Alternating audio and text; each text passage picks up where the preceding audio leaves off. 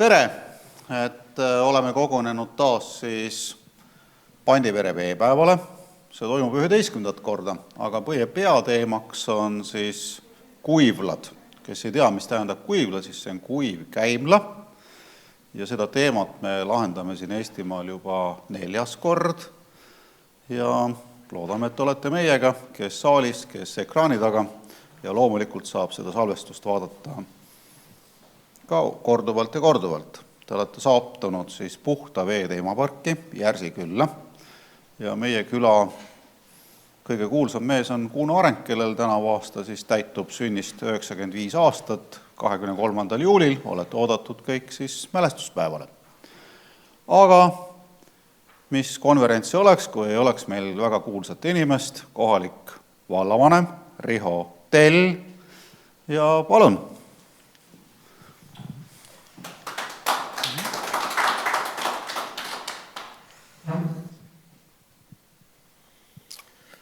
Tere, head osalejad. Et see, kas kuulus või mitte, see selgub võib-olla pärast minu kõnet, aga ma olen selle Priidu tegemiste juures olnud vist üsna nullist peale. Oli Metsamõisa, kus on siis Priidu juured ja oli idee puhas vesi. Et esialgu, kui ma seda ideed kuulsin, siis ausalt öelda, ega ma aru ei saanud, et mis asja sa ajad. Et puhas vesi, see on ju meile nii loomulik, ta on kõigile kättesaadav. Aga aeg on edasi läinud, Metsamõisast, varemetest on välja kasvanud Võluväel uhked hooned, matkarajad ja siin toimub ikkagi väga oluline keskkonna teemaline harimine. Nii et see, mis sa saavutanud oled, see on muljetavaldav. Ja kui ma aastaid tagasi ei saanud aru, miks sa sellest puhtast veest räägid, siis täna meil ju puutume kokku teemadega, kus linnalistes piirkondades räägitakse, et vett ei jätku. Et arengule on piirid pandud, et seal elamualasid enam arendada ei saa. Ja just see peapõhjus siis on, et puhast joogivett ei jätku. Ja et kus siis veel selle puhta vee teemal rääkida, kui mitte Pandivere kõrgustikul. Et kõik see, mis siit põhjavette satub, mõjutab vähemalt 1/3 Eestit. Nii et teema ülioluline. Ja kuidas siis puhta vee või üldse vee teema puudutab kohalikke omavalitsusi?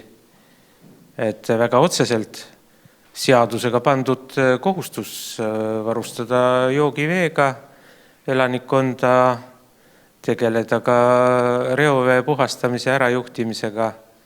Ja tegelikult ma usun, et tuleb ka tänasel konverentsil jutuks on lisandunud veel üks oluline teema, nimelt kriisi reguleerimine. Ja kriiside puhul on see joogivee kättesaadavus ja siis see reovee käitlus äärmiselt olulised teemad. Et kui nüüd võib-olla selle tänase päeva põhiteema juurde tulla, kuivkäimlad, siis hämmastav on see, kui mitme nurga alt võib teemale läheneda. Teda võib võtta kuivkäimlad kui Eesti kultuuri ja talukultuuri osana, võib võtta arhitektuurirajatisena ja mida kõike veel. Ja nagu öeldakse, heal lapsel mitu nime, et kui see on 4. temaatiline, eks ole, kuivkäimlate temaatiline konverents, eks ole. On nii? Just. et kui alustasime siis peldikutega, siis täna räägime uudissõnaga kuivla. Et ma natuke tutvusin, et mis see kuivla taga siis on, et seal on ilmselgelt kõrgemad nõudmised juba kui peldiku puhul, eks ole. Aga nendest ehk räägivad siis spetsialistid. Aga minu isiklik kokkupuude, ütleme siis sõnaga kuivkäimlatega on siis selline, et õppisin ühes väikses maakoolis, mõisakool, ja loomulikult siis ei olnud sellel ajal 60. lõpp, 70. algus, et ei olnud mingeid vesiklosette, vaid ikkagi kuivkäimlad. Ja see, mis selle maja iseloomulikuks hõnguks oli, kui sa sinna majja sisse astusid, oli just see kuivkäimla lõhn. Et see nagu selline mälestus meelde jäänud. Aga ma saan aru, et kuivla puhul on need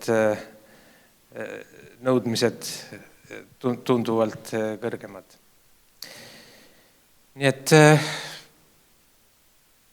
teemat võib võtta naljana, aga tegelikult see teema ja see mõju meie keskkonnal loodusele on äärmiselt oluline. Nii et esmapilgul naljakana tunduvast teemast tuleb tegelikult väga tõsiselt rääkida ja soovin teile jõudu selle päeval sellest teemast rääkimast. Nii, aitäh ja Priit, jõudu sulle! Ja aitäh siis vallavanemale Riho Tellile. Päeva alustas siis meie selle koha ülesehitaja ja hing Priit Adler. Minu nimi on Peep Dobrelüts ehk selle konverentsi kava kokku traageldaja. Kui jutt oli juba mingist sõnast kuivla, siis tuleb see ka kiirelt ära seletada, sest et möödunud aastal, 14. juunil siin samas saalis, eelmisel konverentsil me hõikasime välja sõna otsimise, sõnaus selline, et leida uus sõna kuivkäimlale või mingil muule sellise sõnale, mis siiamaani kõigile meenub kui ebameeldiv, vastik, ebasobiv, tõrjutud ja nii edasi, mis need kõik sõnad juurde käivad. See ületas künnist, uudiskünnist ja selle töö tulemusena tuli meil 28 pakkumist, kuid samas oli kuulda, et sügisel tuleb üleriiklik sõnaus kõikvõimalik erinevatele rohesõnadele ja riikliku sõnause korraldajad võtsid selle kuivkäimla mõtte sõna ka sinna sisse ja komisjonile üllatavalt, võib-olla natukene kergelt pahameelega, oli kuulda, et ligikaudu, palju need siis oli, see on 3500 erineva pakkumisega, kui ökosõnadele, rohesõnadele, süsinikusõnadele asemele, siis seal oli 459 pakkumist, mis oli seotud käimlatega, kuivkäimlaga. Et see oli selline hämmastatud, Tallinna rahvas oli, miks inimesi kõnetab see asi. Ja nüüd täna saab öelda seda, et statistiliselt üleriigilise ja meie enda sõnause summa on nii, et sõna kuivla sai 63 korda, sõna kuimla sai 23 korda, nii statistiliselt kuivla oli kõige popim sõna ja meil on siis võimalus välja kuulutada sõna, jah, nagu Priit juba mainis või vihjasin, et kuivla sõna, mis tähistaks siis maailma edasiviivat mõtteviisi, et seal, kus võimalik ja vajalik, seal veega junni ei loputa. Ja peale selle, et kõik need tasemed, mis nagu vallavanem ütles, et vanasti oli ta ebameeldiv, võib-olla haises, oli halb kasutada, siis meie sellele sõnale loodame sellist liitumist, et oleks siis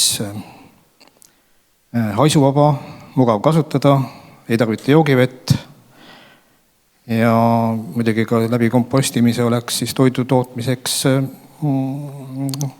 toitained ringluses ja lõpuks oleks ta niimoodi kogutud, kasutatud, käideldud, et mitte midagi loodusele ei reosta. Et selle pealkirja siis võiks tegelikult täna tinglikult ümber nimetada Pandivere veepäev, 11. Pandivere veepäev 2024, 4. konverents, kuivlatte tehnoloogiat ja teine riiklik sõna, mis tuli välja, oli kõdu, kõdustamine, kõdusti ja 6 aega tagasi need sõnad ka kanti keeleveebi sisse, et kuivla kõdustamine on nüüd igaks juhuks uudissõnana sinna sisse kantud. Kas need sõnad ka sinna kestma jäävad, seda näitab juba aeg, see sõltub meil inimestest.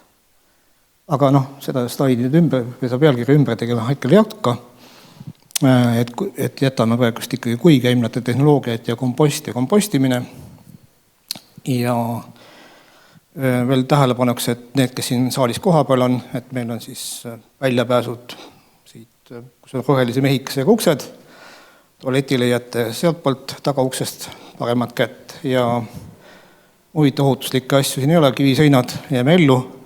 Need, kes veebis on, võtke mõnusalt, meil on tänane päev kella 16-ni plaanis olla online'is väikeste pausidega, aga tuleme siis vastavalt kavale ja kava me leiame, kes kava nüüd ei ole leidnud, siis see kava on Facebooki grupis Kemps ja Kompost, Facebookis Kemps ja Kompost, sealt saab nii kava kui ka iga ettekande juurde püüame teha ka väikseid postitusi või siis kus iganes saate siin alla kirjutada oma küsimusi. Ma järjest püüan Facebookist vaadata teie küsimusi, neid siis ka jõuda mööda, kui ajagraafik lubab koheselt menetleda.